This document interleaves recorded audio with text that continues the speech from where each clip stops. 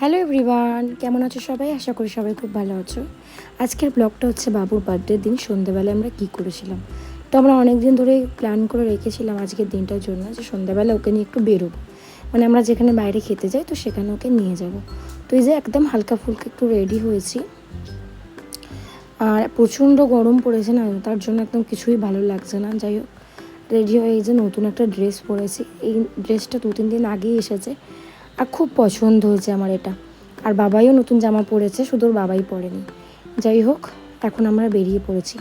যাওয়ার পথে একটা কেক নেব, কারণ আমরা যেখানে খেতে যাই না, যখন এসে প্রায় টাইমই বার্থডে সেলিব্রেট হয়, তো বাবার খুব ইচ্ছা, মানে বাবার খুব ইচ্ছা যে ওখানেও কেক কাটবে। তো ওখানের জন্য, যেহেতু কাল রাত্রির একটা বড় কেক কাটা হয়েছে, বেকার মানে ধরো অনেকটা নষ্ট হবে শুধুমাত্র, তো একটা মিডিয়াম সাইজের একটা কেক নিয়ে নিচ্ছি, যাতে ওখানকার স্টাফেরা যত লোক থাকবে তাদেরকে দিয়ে শেষ হয়ে যায়।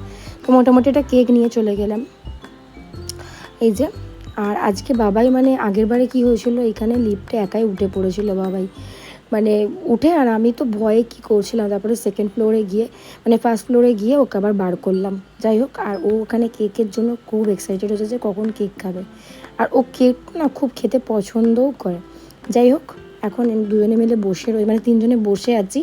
আর ওইখানে আসা মানে পুরো এত লাপাতে থাকে না, মানে কি বলবো, মানে ও এটাকে নিজের বাড়ি ভাবে, মানে বাড়িতে যেমন করে থাকে ও এখানে এসব সেম।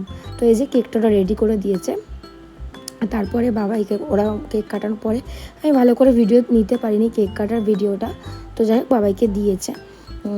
তো এখানে একটা ছোট ক্লিপ ছিল, সেটা আমি অ্যাড করে দিলাম।